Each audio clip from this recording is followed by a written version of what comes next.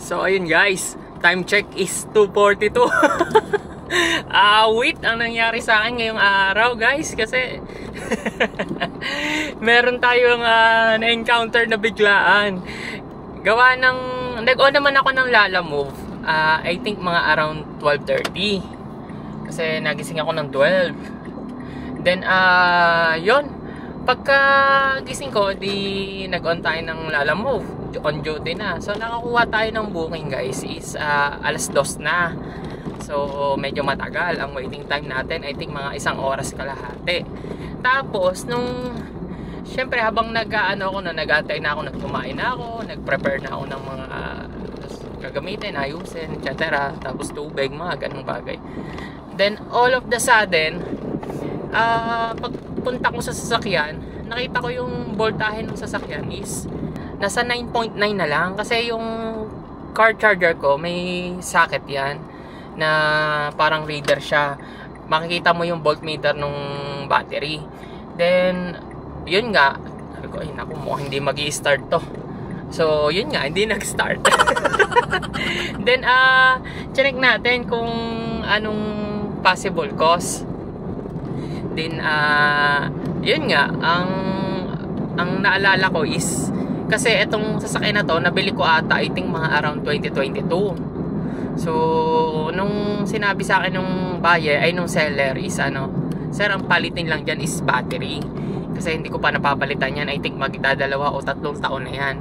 So imagine, from 2019, I think 2019 or 2020, yun pa din ang gamit niya. Ano na ngayon, 2025 na, ng mag-August na nga eh, pero July 30 na ata ngayon.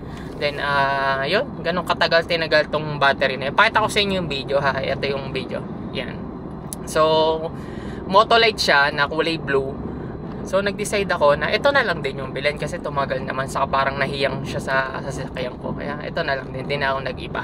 Kaya yun, na money down tayo. Ang battery is 4,900. Then pagka pinalitan mo siya ng another battery, kumbaga sinurrender mo yung battery mo, magle-less ng 300 pesos. So 4,600 ko siya nabili diyan sa shop na yan, dito sa may Real, Calamba, Laguna. So all goods kahit papaano, kasi bago na yung battery natin. Saka alam niyo naman na every every Lalamove day natin, nagtatabi tayo ng pang car maintenance. So doon natin siya kinukuha. So kasi upon checking, kung 47th day na natin ngayon, so 47th day times 300, nasa almost 13,000 to 14,000 na ang ating pang car maintenance. Then nabawas na yung pang undercoat natin, tapos change tires, saka eto na rin yung battery. Siguro may natitira na lang tayong around, let's just say mga nasa 3 to 5,000.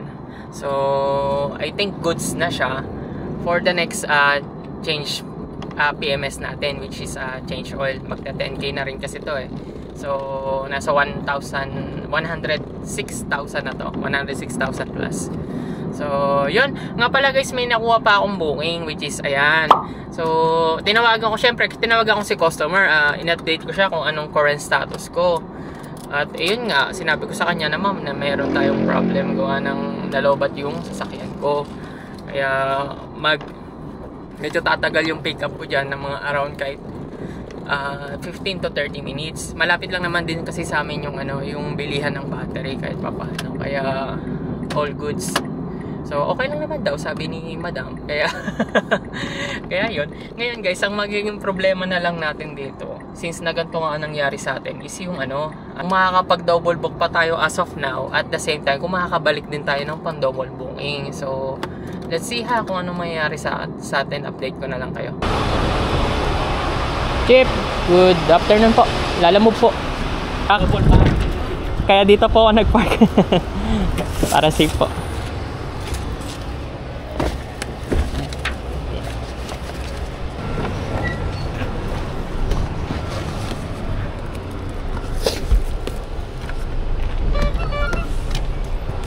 So yun guys, time check is 3:12. Natapos na natin tong i-load.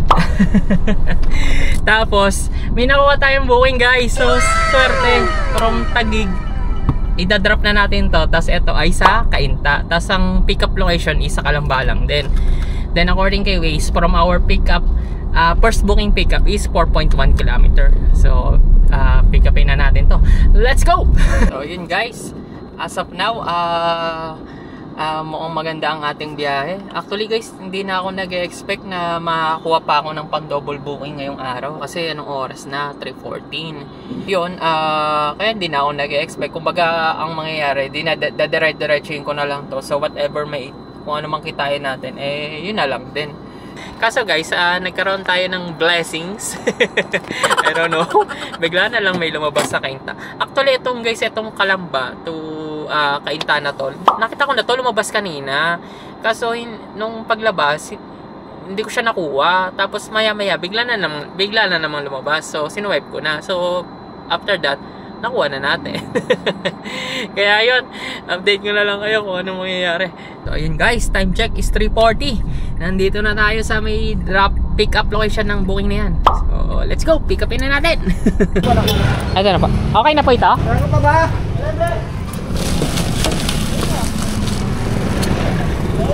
Okay na pa. Salamat po. So ayun guys, time check is 3:42. Na-pick up na natin tong booking na to. Then papunta tayo dito, first drop off. Sa may ano lang to, Mates, sa may bandang expressway, bago magkabuyaw exit. So puntahan na natin to. Let's go! So ayan guys, time check is 4:06. Nandito na tayo sa first drop off ng booking na yan. So drop na natin, let's go! Ito lang yung dito sa amin sir, yung IETC. Raymond po. Raymond pala, paabi niya nga. So kung papareceive ko sir ay eto lang po. Sige po. Pareceive ko na sir ha. Sige. Okay, thank you po. Ayun guys, time check is 4:16. Pinausad tayo ni sir kasi yung isang drop off ay dito sa building na to. Ito sa inyo. Yan. Yan. So nandito tayo sa Mates. So yun, check na lang natin. Malapit lang naman. Pero sabi ni sir dito daw eh. So let's go!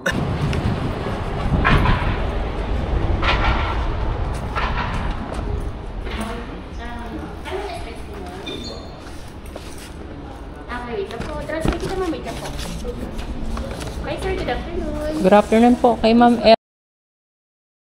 Anong company? Lala mo po ito pero sa may Nippon po ito. Then nag-drop na po ako dun sa isa sa may Intelligent. Okay. According po dun kay Manong Guard, dito daw po i-drop tong kay Ma'am Elsie. Sige, meron pa po ma'am, kuhanin ko lang po. Sige, sige po. Sige. Yeah.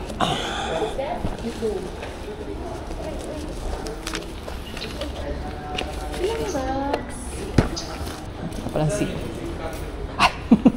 Thank you. Thank you po. Thank you po. Thank you po. So ayun guys, time check is 4:23. Natapos na natin i-drop tong first drop off nito. So dati kasi nagde-deliver na ako dito at usually isang box lang talaga. Pero this time medyo madami siya. So all goods kahit paano in the hoods kasi extra income kasi meron siyang loading and unloading fee. Tapos may priority fee pa. So let's go!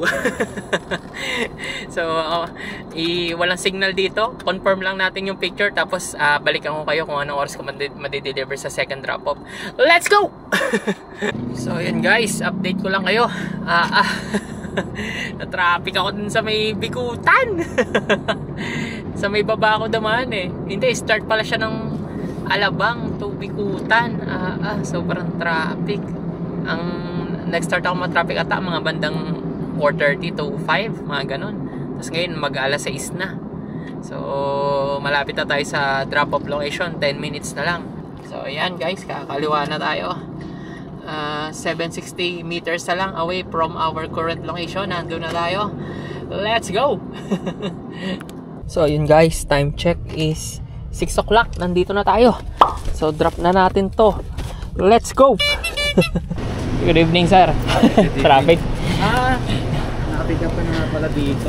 Po. Diba sabi ko parang pamilya pangalan mo eh. Thank you. Thank you po. Okay na po, sir. Thank you po. Thank you po. Sir, salamat po, sir. Thank you. So, yun guys. Time check is 6:09. Na-drop na natin itong booking na to. So yun. Update ko na lang kayo sa second booking natin, which is eto. Yan. At according kay Waze, 7 pa tayo makakarating doon. So, let's go! Ciao! While driving pa pala, papunta dito sa second booking natin, naka-on na yung Lalamove app natin. Just in case na may pumasok na booking. So, pag-go home. Kasi ang time is 6:11 na. So, nandito tayo sa may Pure Gold FTI. So, pakita ko sa inyo. So, yan. Ito yung waiting shed. So, sana tanaw nyo. Kasi sobrang traffic dito. Kakaliwa tayo according kay Waze. So, yan. Update ko na lang kayo. Ciao! Traffic guys. Walang galawan. Nandito pa din ako sa FTI Pure Gold. Time check is 6:17. Awit! So, ayun guys. Time check is 6:37. May nakuha tayong booking actually guys, which is, ayan. So, pag-go home natin siya. Actually guys, nandito tayo sa may Taguig. Okay ways, mga 7:14 nandun na tayo sa booking natin na to. Ayun, may konting time twist kasi 10 kilometers pa away from our current location. And nandun na tayo sa may booking natin. Which is yan nga. Tapos, babalik tayo ng Parañaque para lang ma-accommodate natin tong pag-go home natin. So, actually guys, kaya ako kinuha tong gantong booking is bihira na ang go home ng gantong oras. So, tayo nag-a-assume na lang tayo na may makukuha pa tayong pag-go home pagdating natin doon sa may drop-off location ng booking natin. So, let's see guys, update ko na lang kayo kung anong mangyayari sa akin. So, kahit pa paano, sure na yung pag-go home natin. Kaso nga lang, ang twist lang dito is yung pick up and drop off location ng kung ano magiging oras. Siguro much better na inform natin si customer regarding sa status natin. Let's go! Ciao! Yun guys, time check is 7:12. Nandito na tayo. So, let's go! Gandang yun. Ay, kuya, yung ano mo pala.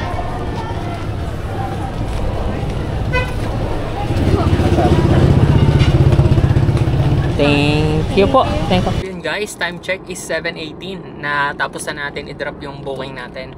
So, papunta tayo dito. Then according kay Waze is 24 kilometer guys. Tapos nasa 1 oras. So, ang biyahe natin papunta doon. So, let's see guys kung ano mangyayari sa akin. Pero na-inform ko na si customer na ganun yung status natin. Nandito pa tayo sa may somewhere in Taguig. So, okay lang naman daw na kahit late na ma-pick up. So, let's go! Update ko na lang kayo. So, parang traffic eh. Ano tayo magagawa? Kahit pa paano, short ball na nga pag-home natin. Let's go! So, ayun guys. Time check is 7:40 na. May nakuha tayong booking, which is, ayan. Pulling siya. Tapos, kinausap ko si ma'am kung ano ipapadeliver niya. Ano daw, mga grocery. I don't know kung ano nga talaga. Pero, yun, 8 bucks daw. Then, sabi ko mukhang madami yun, tapos nakapuling ay, mukhang madami yun, tapos nakapuling parang lugi Then, sabi naman niya, wag kang mag-alala, magtitip na lang daw siya. So, yun, all goods. Then, actually, yung first booking natin, ay yung third booking natin, which is, ayan, malapit lang yung pick up location nang nakuha natin na booking na to. So, all goods at along the road lang din.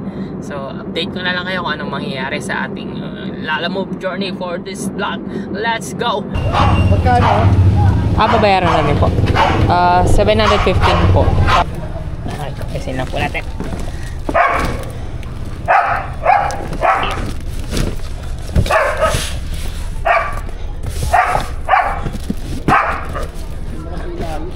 Yeah.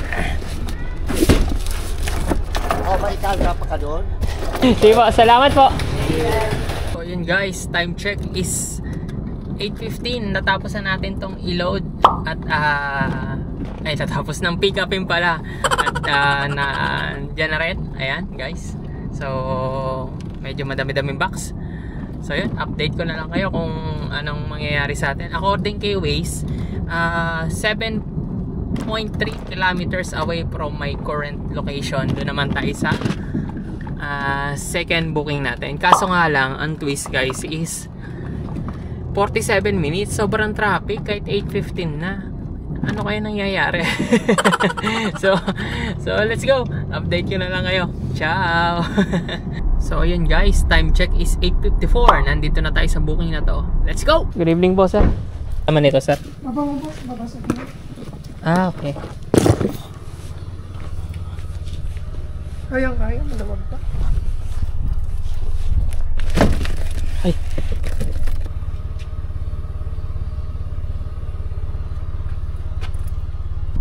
So ayun guys, time check is 8:57. Natapos na natin tong i-load. Which is, ayan. So puntahan na natin ito kasi ito yung unang madadrop. So let's go. So ayun guys, according pala kay Waze, 57 minutes, 32 kilometers. Nandito na tayo sa booking na to. So hoping na hindi na traffic. Grabe pala dito sa Parañaque, no? Kahit gabi traffic. Wait. Let's go. Good evening po. Ay, good evening po. Rachel. Si Ana. Oh, nakatiklop yung upuan niya eh. Parang malinis.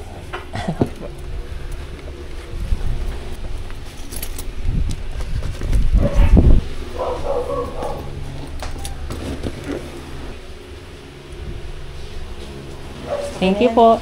Tapos bigyan ka namin ng sample. Ay, salamat po. Thank you po. Salamat po sa tip po. So, ayun guys. Time check is 10:09. Na-drop na natin tong booking na to. Then, binigyan tayo ng tip ni ma'am. Shoutout sa'yo, ma'am. Maraming salamat. 750 ang binigay niya.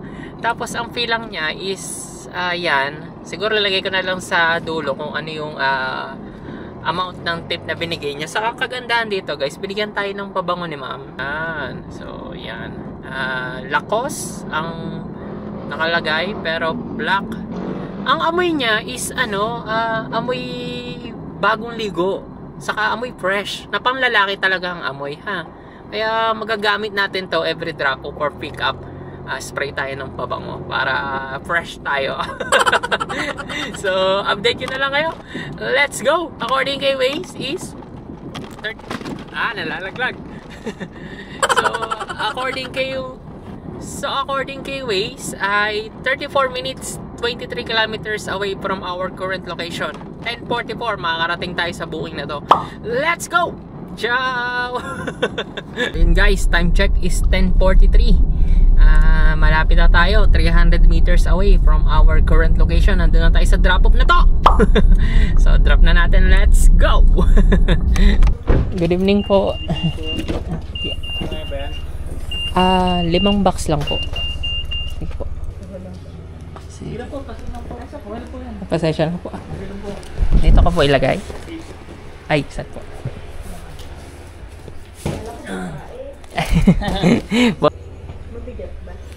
Di naman po gaan. Thank you po. Salamat po sa tips. Salamat po sir. Salamat po. Okay po. So ayun guys, time check is 10:58. At natapos na natin itong booking na to. At yun, binigyan tayo ng tip ni ma'am. Actually ang binigyan niyang tip is I think 63 pesos kasi 200 para pang sara lang. So all goods in the hoods.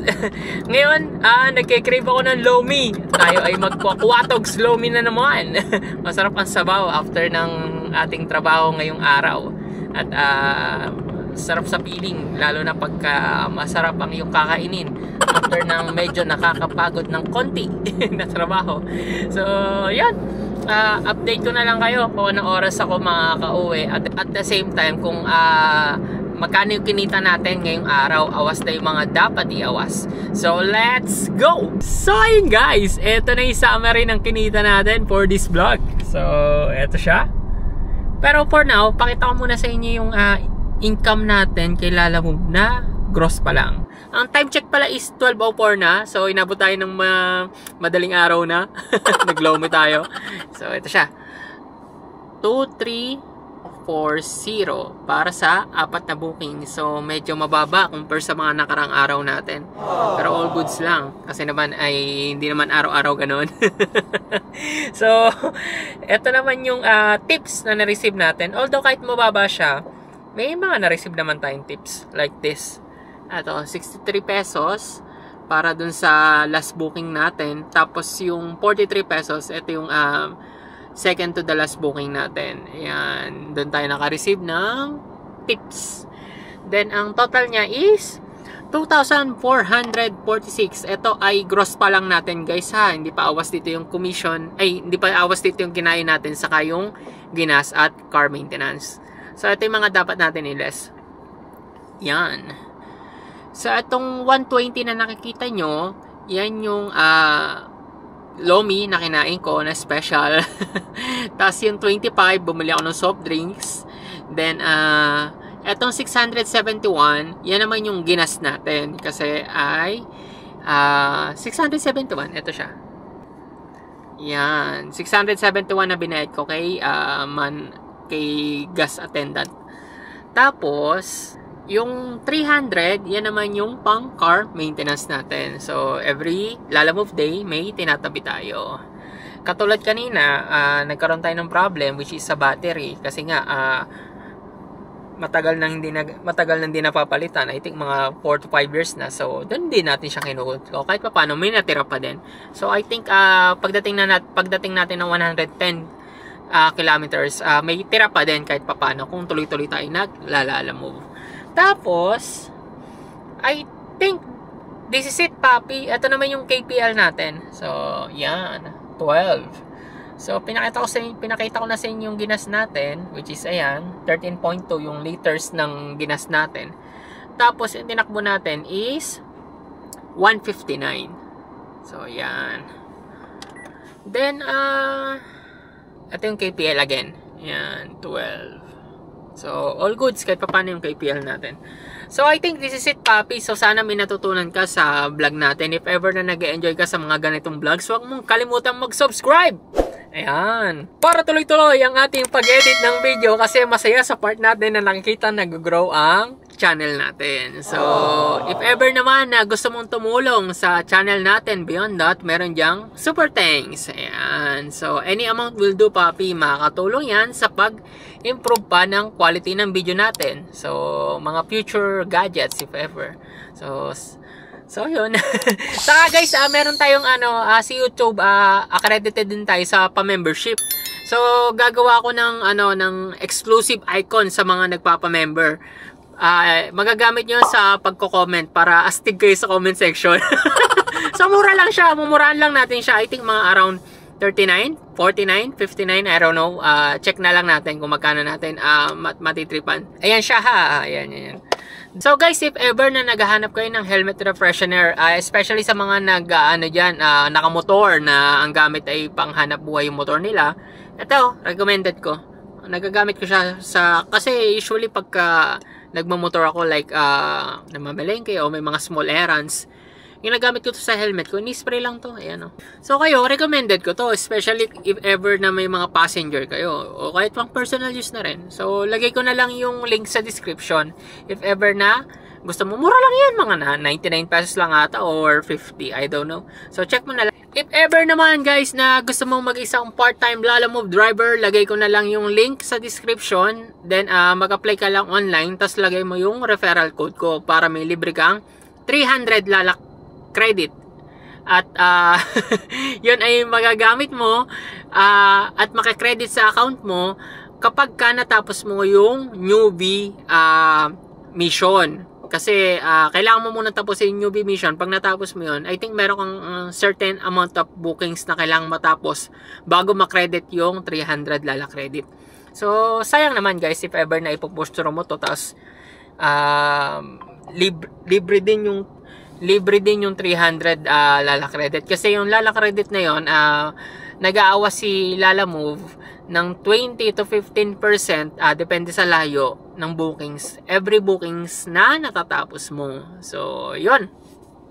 I think this is it, papi. Maraming salamat sa pagsubaybay ng channel natin at shoutout sa inyong lahat at nakakatuwa na almost magti 3,000 subscribers na tayo. Yes! So, nakakatuwa lang sa part ko kasi nakikita natin na going up tayo at kahit paano nandiyan kayo nakasuporta sa 10 to give information to others na rin na nagbabalak ng maglalamove or naghahanap ng part-time job. So, ito yun guys. So, para sa inyo tong mga video, para sa inyo tong video na to. So, sana nakatulong sa inyo. So, yan Bobby. Hanggang sa muli. See you on the next vlog. Huwag kang mawawala sa next video ha. Ciao! Salamat sa panonood.